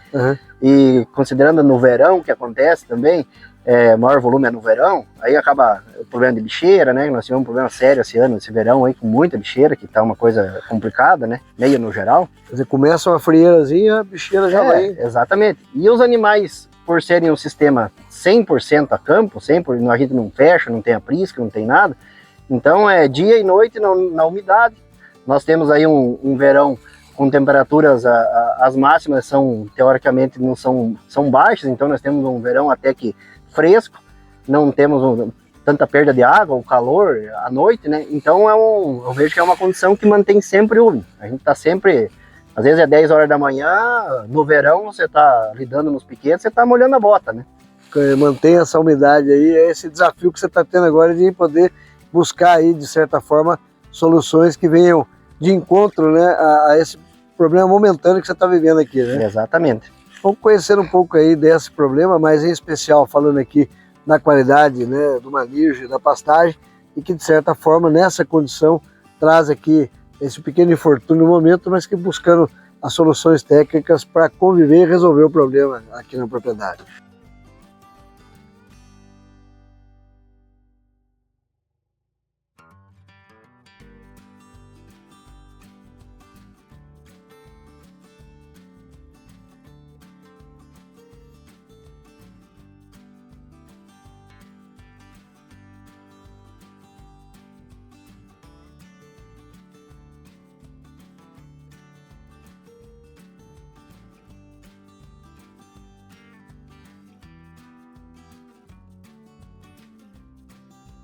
Bom, aqui, nossa área de manejo, né? Onde a gente faz os manejos sanitários, os apartes, pesagem, tudo que precisa ser feito. Então, vou convidar vocês aí para dar uma olhada não, como que funciona algumas coisas que a gente tem aqui, que foi invenção e produzido aqui mesmo em casa. Vamos lá para a gente conhecer o centro de manejo aqui da propriedade Fazenda Capão da Laje, aqui do criador médico veterinário Marcelo Kunz. Marcelo, uma paixão sua aqui também, mais do que uma paixão, uma ferramenta de trabalho fantástica, que é a utilização dos cães da raça Border Collie. Mas você é um apaixonado, aficionado pela raça, também adestrador, tem participado de diversas etapas do Campeonato Paranaense e outras regiões do país. Queria que você falasse um pouco dessa ferramenta de trabalho. Então, ela hoje, assim como a cerca elétrica, como os cães de guarda, que seriam os cães de rebanho, os maremano, Pirineu e toda a estrutura do manejo, a gente não se vê desde 2005, eu tenho os Border Collie, né, uso para trabalho, então a gente não se vê hoje sem eles, porque o auxílio que eles dão para a gente, seja no campo, seja aqui no centro de manejo, é uma coisa espetacular, né? A gente economiza tempo e trabalho, e o principal que é o bem-estar animal, seja das ovelhas, deles e a praticidade para nós que estamos trabalhando, né? Marcelo fez a gentileza aqui, como nós falamos há pouco, o rebanho, 100% do rebanho está a pasto, mas ele fez a gentileza de deixar um pequeno lote aqui, né, para mostrar uma pequena amostra desse trabalho do Border Collie com um lote de borregas que ficou aqui para trás, o restante do rebanho está toda a pasto. Vamos lá para a gente ver um pouco desse trabalho, Marcelo? Sim, com certeza. Então bora lá. Então, um dos pontos que o Border Collie auxilia a gente aqui no manejo, dentro do centro de manejo, é que nem, por exemplo, aqui, ó, essa remanga, ela cabe em torno de 80 ovelhas, né? Então, entra pelas mangueiras de lá, e a gente enche o corredor, né? E os cães do Border Collie ficam lá no fundo.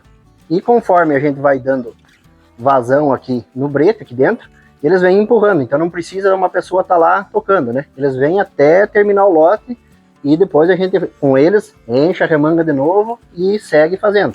Então a gente só trabalha ali na frente. Aqui atrás fica por compromisso deles. Ele está aí o tempo todo sendo acionado pelos comandos que você está dando aqui. Enquanto você está preocupado em estar ali no tronco do manejo, fazendo qualquer operação, o restante aqui de colocar a ovelha no tronco é por conta do Border Collie. Exatamente, e sem mordida, sem latida, né, sem estresse. Nem no caso aqui agora, ele tá parado aqui, né, dá uma situação aí que eu estivesse no portão aqui e não preciso eu tocar lá, né, ele tá mantendo uma pressão, sem morder, sem latir, sem nada, né. Só dou espaço para elas aqui.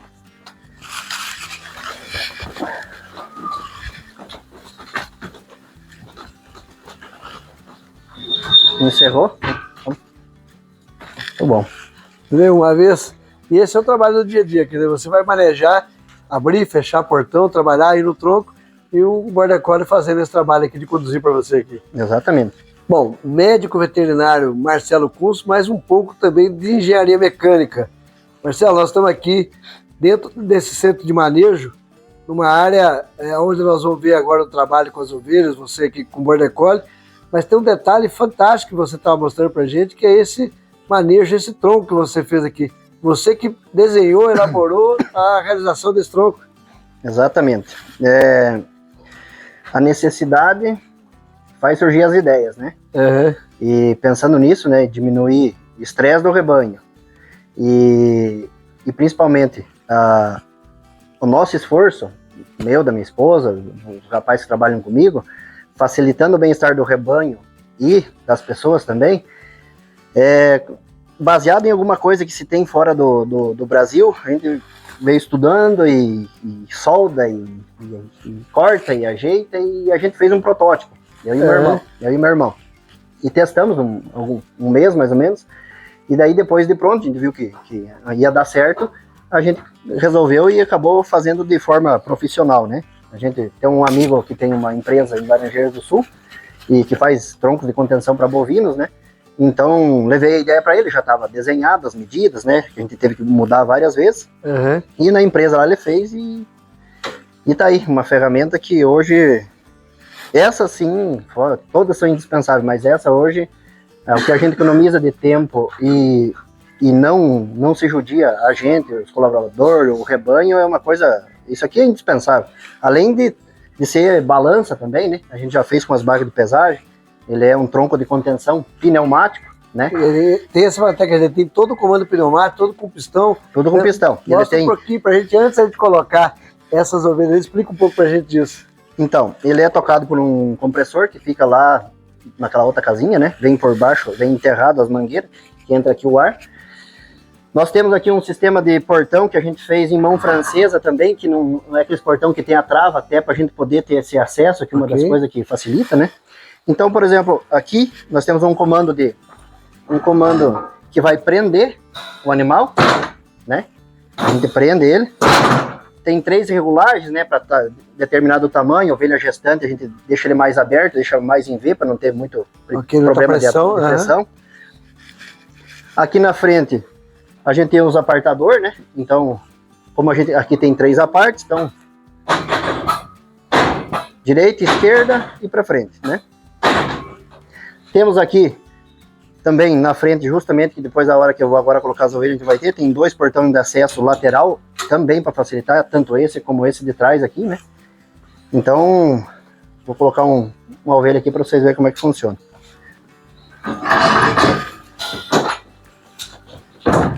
Então aqui ela tá presa, né? Então, digamos, quero dar uma olhada no casco traseiro. A gente faz muita avaliação de úbrio quando desmama. Avaliação de score pode ser feito por aqui. Se você quisesse fazer o ultrassom, por exemplo. O ultrassom eu faço por aqui, né? Que eu faço o retal, né? Então chegou, tá fácil o acesso. Jogando para frente, a gente consegue ter acesso às patas da frente, né? Usa a famacha, em vez do bicho ficar pulando, ou a gente tem que embretar todo mundo ali, já vem aqui, fica fácil, né? Colocar um brinco, o bicho tá imobilizado. Tá totalmente contido aí. Totalmente contido, né? Aqui tá beleza, né? Prendeu. E aqui esse portãozinho de acesso aqui que facilita bastante também nesse manejo aqui, né? Então vamos, digamos que a gente tivesse preso aqui, tem que ir reto. Essa vai reto. Fantástico. Pega a próxima.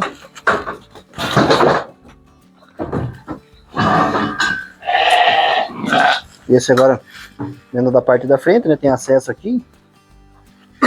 Qualquer revisão que tiver fazendo no peito, casco da frente, tudo, né? Trabalhar um reprodutor, fazer uma pintura no peito do reprodutor para marcação. Ele é tombador também, tem uma gaveta embaixo, abre, a gente tem acesso aos cascos, né? Perfeito. Então aqui.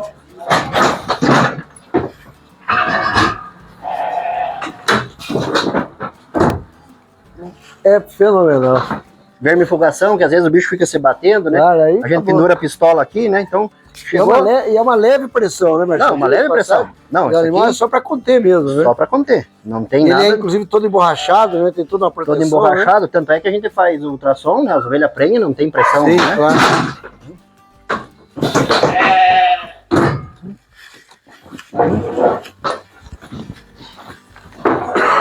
Faz o que for preciso. Fantástico. E realmente é trabalhar, né, com a capacidade de desenvolver equipamentos. E aí é importante, né, Marcelo, a indústria poder ter esse olhar também para o produtor, de ter equipamentos, né, acessíveis aí ao produtor, mas com toda essa funcionalidade que vocês desenvolveram aqui, né? Exatamente. A gente foi até, entrei em contato na época com a Daiane Almeida, que está na Nova Zelândia. Sim. Entrei em contato com ela para ver a questão de valores, de trazer de lá, né? Mas é uma coisa fora do comum, né? Você tem uma ideia mais ou menos entre valores de trazer de lá e valores que ficaria para desenvolver um equipamento desse aqui no mercado? Ah, esse aqui fica em torno de 30% do valor de trazer de lá, né? Que você conseguiria estar produzindo aqui. Uhum. Tem uma ideia mais ou menos de preço dele, que se fosse para estar trabalhando hoje, preço atualizado ou não? A gente não sabe por causa da questão dos materiais, né? Então, como a gente foi na época, faz de um jeito, corta, mexe da outra, então a gente nunca chegou a precificar, né? Ah, ok. Mas mais ou menos em questão de custo, tudo, eu calculo, porque o valor da época, não me lembro quanto que era, que daí não me passou, já fazem 4 anos, né? Uhum. Mas eu gira em torno, hoje é meio balizado, em torno de uns 30% para fazer, né? O equipamento você importar e trazer o equipamento. Entre importar e trazer o equipamento. E os detalhes do equipamento, da gente ver aí esse manejo, né, de fazer o trabalho com ele, todo pneumático, né? Sim, sim. Trabalhando aí, aciona pra gente mostrar mais uma vez aqui. E fechamento. Outra coisa também que os apartadores, você não precisa estar lá na frente, claro, né, correndo, exatamente. Então você movimentando aqui, lá. Movimenta. Aqui. Então aqui ele faz um barulho, né? Parece que é uma pressão forte, né? Mas bastante tranquilo. É mais por causa do barulho do ferro mesmo, né? Mas é uma coisa que não machuca, não tem. Pode ser o tamanho que for do bicho, né? E a balança também. Os cordeiros a gente pesa aqui, quando faz avaliação de peso das matrizes, tudo, né? Tudo feito nele também. A gente trabalha com a XR500, ligada nos cabos do lá, fica naquela mesinha lá, né? Daí minha esposa então fica ali, que a gente trabalha com brinco eletrônico, né? Bastão e brinco eletrônico. Então, ela vai trabalhando ali com a pesagem, o controle zootécnico, e a gente vai lidando aqui e os cães vão tocando. Fantástico. Parabéns, Marcelo. A oportunidade da gente mostrar Brasil afora, né, esse trabalho aqui de Centro Manejo, mas especial, né, o cuidado que você teve de desenvolver, de trabalhar equipamento, e que a indústria brasileira tenha a sensibilidade de buscar informações aqui com o próprio Marcelo, desenvolver equipamentos disponíveis ao produtor Brasil todo.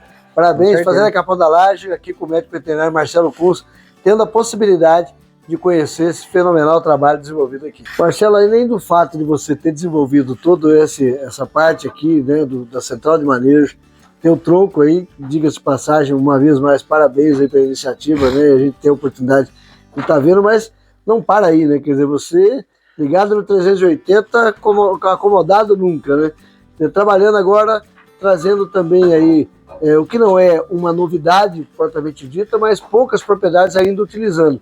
Chip eletrônico dos animais, né, o bastão de leitura ligado aqui já no software que te dá a condição de manejar e acompanhar o rebanho todo. Exatamente.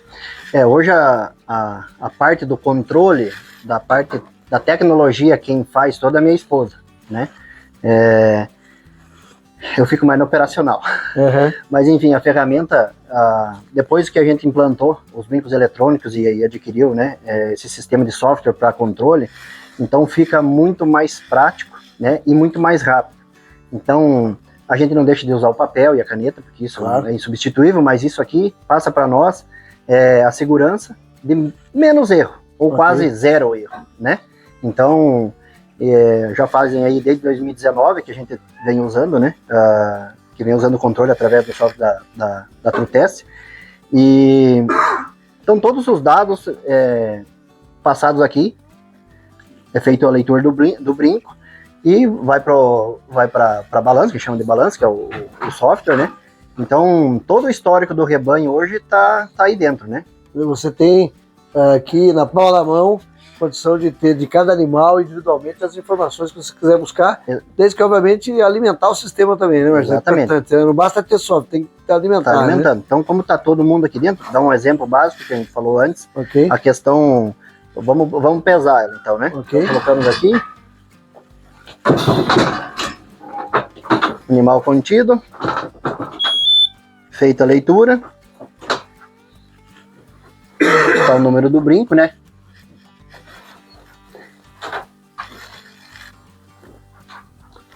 E vai a pesagem lá no... A informação já está aí devidamente armazenada, né? Quer dizer, essa informação, aqui a data, o sexo, né? A mãe, inclusive o histórico aqui. Isso. E o peso do animal. E todas as informações, a partir daqui você pode ir alimentando com uma série de outras informações. Né? E tudo que você precisar tá aí dentro, é só puxar ali, né? De trás e você vai ter todo o histórico o rebanho todo tá aqui dentro hoje, né? Perfeito. Então aí mais uma dessas oportunidades que a gente tem de ver o uso da tecnologia. E aí pensando no aumento do rebanho, né, Marcelo? Quer dizer, você começando com o rebanho independente do tamanho, mas já começando com toda essa estrutura e já trabalhando, né, a possibilidade dos usos das tecnologias, uma vez o rebanho vai crescendo, a informação você tem o tempo todo alimentada sem nenhum atropelo, né? E sem informação a gente não gerencia. Não gerencia, né? Exatamente. Perfeito. Então, vamos vendo aqui esse manejo com esses animais, Marcelo vai repetindo para a gente ir acompanhando aqui, né? E a gente tem a oportunidade de ver aí a utilização aqui do equipamento, a utilização do brinco eletrônico e a pesagem dos animais aqui em tempo real, com toda a informação. Tecnologia a serviço do produtor, utilizando aí o que há de mais moderno para trabalhar a ovinocultura. O que faz você feliz? Reunir a família nos finais de semana? Um almoço de negócios? Um jantar romântico? Um happy hour com os amigos? Um passeio de barco? Tanto faz. Para nós, a felicidade é poder estar presente em todos estes e muitos outros momentos do seu dia a dia. Bem-vindos a Rei dos Cordeiros, uma empresa familiar, sólida, especializada em ovinos, empenhada em elevar o nível dos produtos no mercado. Somos líderes em distribuição de carne ovina no Brasil. Estamos habilitados a exportar para Omã, Kuwait, Japão e toda a América do Sul. Com logística própria, comprometidos com qualidade e com excelência, levando a você e sua família os melhores produtos do mercado. Sempre à frente, procuramos melhorar cada vez mais nossos processos e nossa qualidade. Hoje contabilizamos um abate mensal de 20 mil animais. Recentemente expandimos nossos horizontes com o abate no Uruguai, visando um crescimento exponencial para os próximos anos. O Rei dos Cordeiros possui abate com certificação Halal, regulados pelo Centro Islâmico do Uruguai. Viu só? Com todas essas qualidades, você pode ficar tranquilo na hora de consumir. Rei dos Cordeiros, o melhor sabor do campo na sua mesa. Bom, vamos tomando o nosso cafezinho aqui para chegar no final dessa visita. Como eu falei com você aqui no início, né, eu tenho certeza que você teve a oportunidade de olhar, de visitar conosco, de viajar conosco para conhecer uma atividade da ovinocultura de forma extremamente profissional. É trabalhar a pastagem como lavoura, ter o olhar diferenciado para o manejo de pastagem, trabalhar a cerca elétrica, né, trabalhar os indicadores zootécnicos, um centro de manejo com capricho, com zelo, desenvolver equipamentos, trabalhar com equipamentos com tecnologia, indicadores zootécnicos. Profissionalismo não é de mais nada, né, Marcelo? É trabalhar a ovinocultura para ter resultado. Fazendo tudo, tentando fazer tudo certo, às vezes quase que não dá certo. E aí dentro desse cenário, né, você está aqui, bom, eu queria antes de mais nada parabenizar você e sua esposa por esse trabalho, por essa visão que vocês estão tendo na ovinocultura. Comentava há pouco com o Siboney, médico veterinário da Cooper Aliança, que está nos acompanhando aqui, gentilmente me acompanhando nesses dias da visita, mas eu falava com ele, quando nós entramos no carro, e nós saímos das visitas, eu falei assim, Siboney, quiseram nós ter 200 Marcelo no estado do Paraná, nós teríamos outra ovinocultura.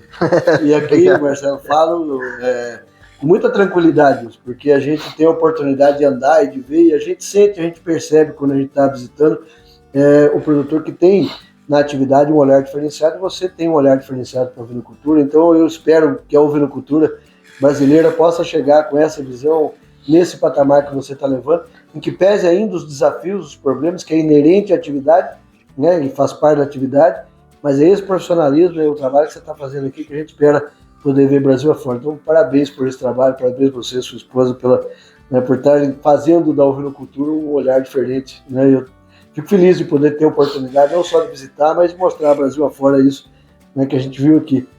Mas falando de cenário, como é que está a visão, né? A sua visão, a visão de sua esposa, a visão aqui da fazenda, né? O que você espera da ovinocultura, usando o nosso mineirês, onde que eu tô, para onde que eu vou? Então, eu acho não, quem acha não sabe de nada, né? A ovinocultura é uma atividade muito promissora, né?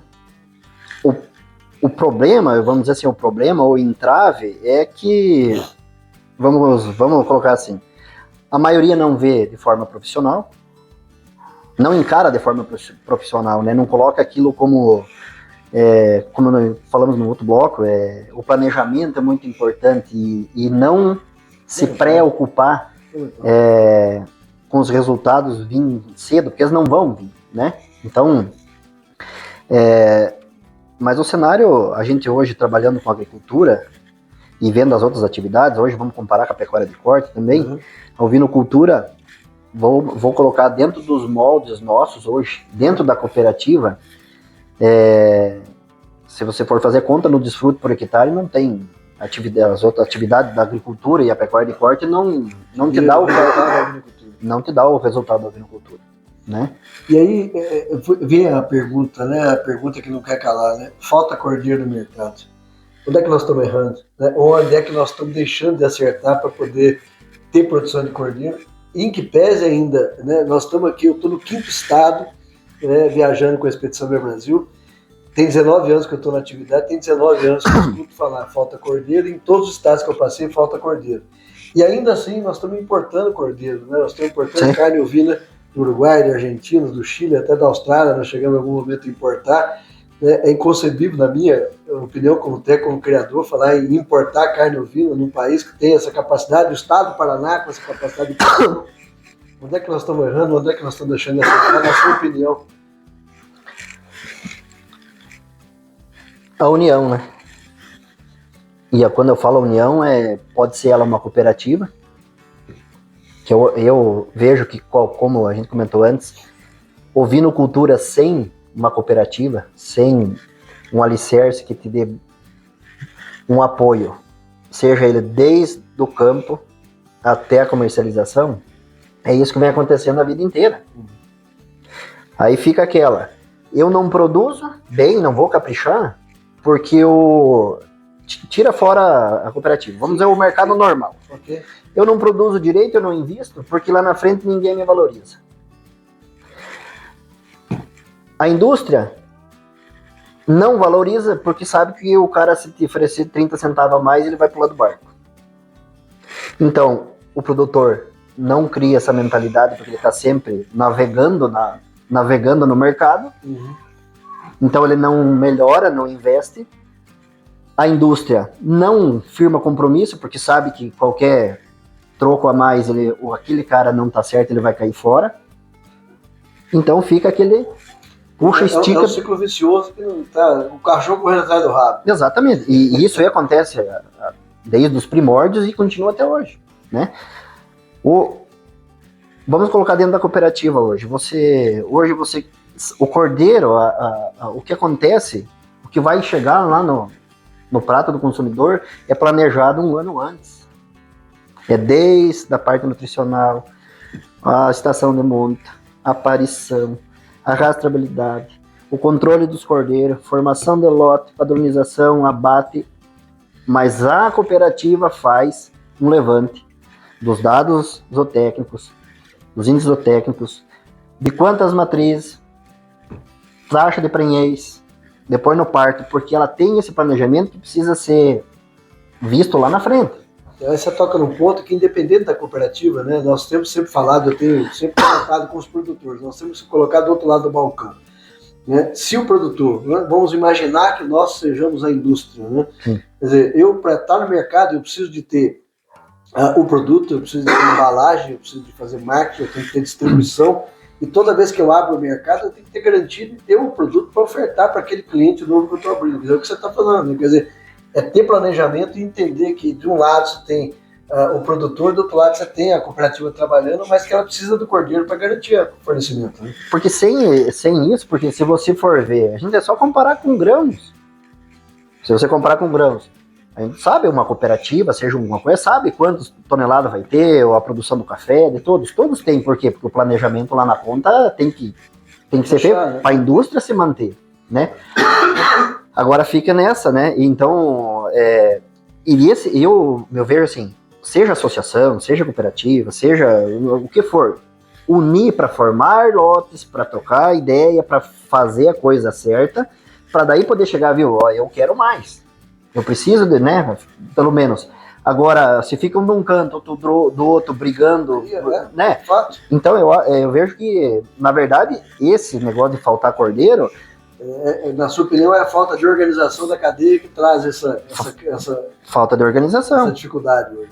Porque isso fica muito... Daí fica muito não em valor, fica muito em preço. Claro. Daí eu vejo assim, muito a discussão, porque o fulano é porque tá me pagando tanto no cordeiro. Mas daí o seguinte, que é outro ponto crucial. O cara lá tem 50 cordeiros, mas tem 10 de um tipo, 20 do outro, 30 do outro. Né? Para a indústria, colocar isso no mercado é complicado. Você tem cortes diferentes, tamanho diferente, você não consegue padronizar. Exatamente, o produtor tem que entender a indústria também, porque não é fácil organizar isso aí. Ali que é o problema. Então, se fosse fácil pegar e empurrar tudo lá, mas tem cliente que quer assim, quem quer assado. Então, essa organização tem que partir dentro da porteira, do produtor. Então, é um conjunto, né? Muita gente diz, mas daí isso depois no meio remunera, não fazem. Mas se você pegar e ir lá ver... entender o que está acontecendo. Não, você vai ver que o cara... Vai viver a atividade para entender o que está acontecendo. Né? O cara quer um valor, uma coisa que ele não está produzindo.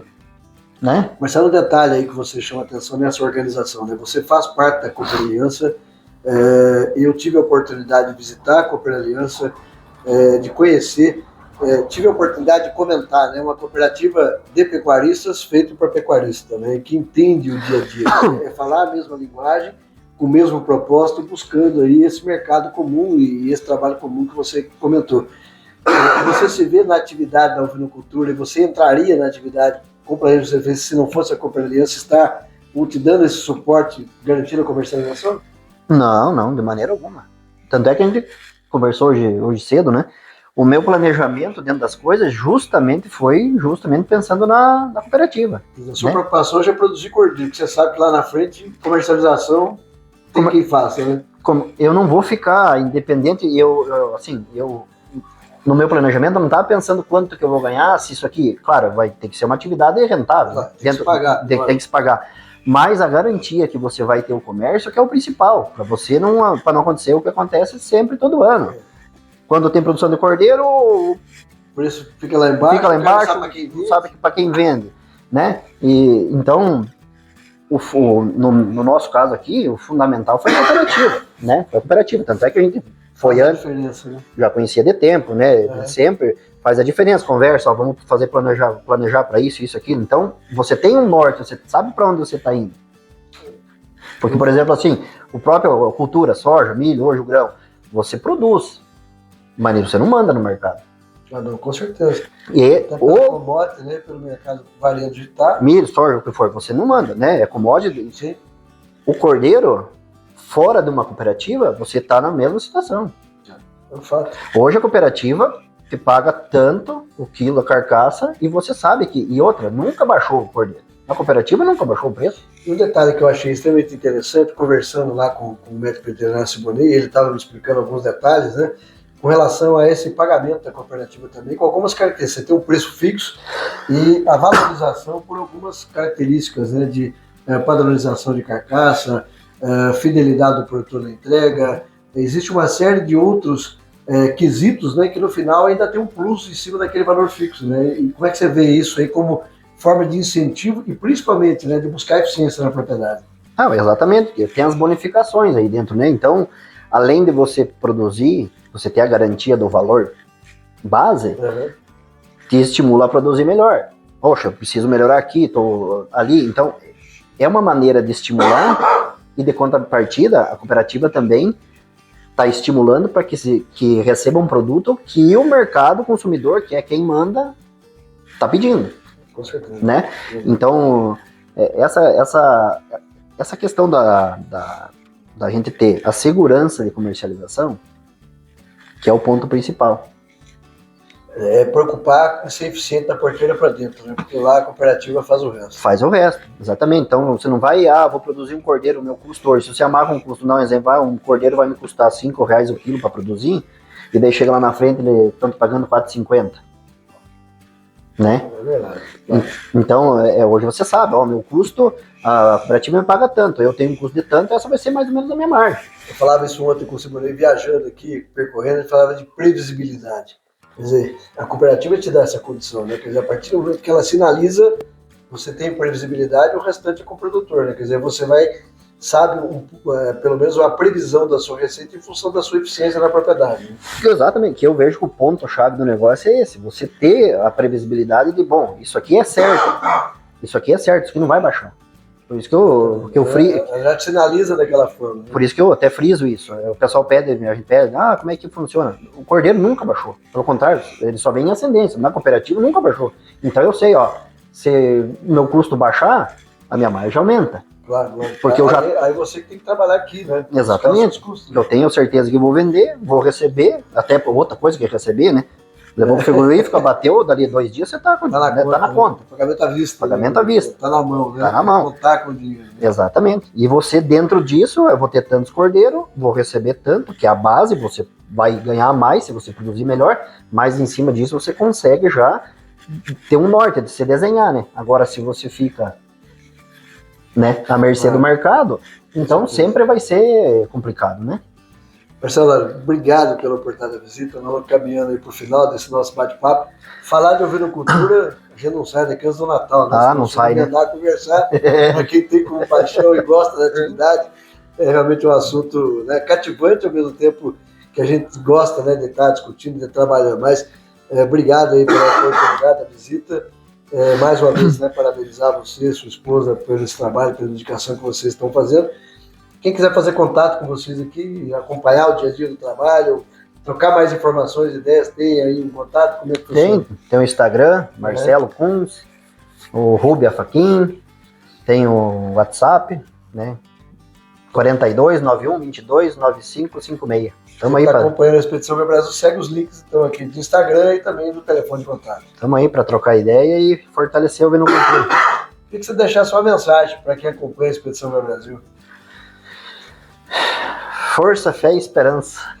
É isso aí, vamos focar. A vinocultura é uma atividade que vale a pena, porém, nós temos que vencer umas barreiras que foi discutido aqui, né? Mas devagarinho as coisas no caminho. Só não pode manter o foco e não desanimar, né? Pensar sempre, na vinocultura tem que pensar no mínimo a médio e longo prazo para você, né? Persistência, né? As coisas vão bem e vale a pena. Né? Meu amigo, obrigado, parabéns pela oportunidade, forte abraço. Você que acompanha a Expedição Meu Brasil, nos siga no Instagram, no Facebook, para acompanhar a jornada da expedição por esse país afora. O vídeo completo dessa e de outras visitas você já sabe, você vai assistir no canal do YouTube. Avante, ovinocultura e caprinocultura. Forte abraço, até a próxima visita.